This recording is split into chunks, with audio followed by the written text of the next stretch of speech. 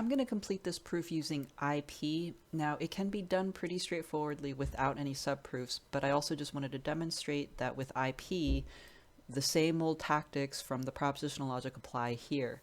The indicators for using indirect proof here are that the opposite of our desired conclusion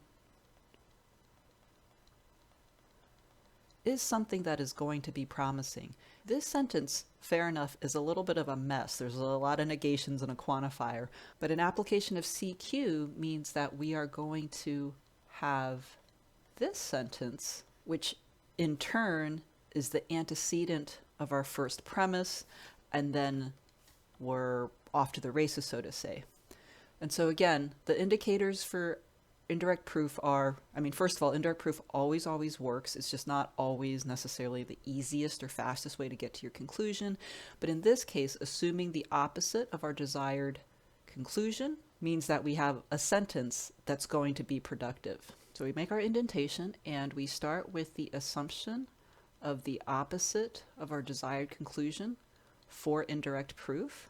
And commonly, although not necessarily, you will see that CQ often pairs up with an indirect proof strategy. And we thought this was going to be productive because it is now our antecedent for the conditional at line 1. And then make sure that you keep an eye out for any possible self-contradictions. At line 5, we've derived that something is an S. At line 2, our premise says that everything is not an S. In other words, 2 and 5 do contradict each other. They're not in the right form, but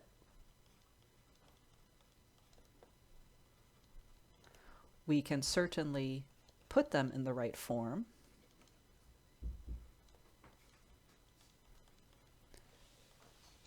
And then, as we have often seen before, we'll use conjunction to derive our self-contradiction, and that means we're entitled to derive the negation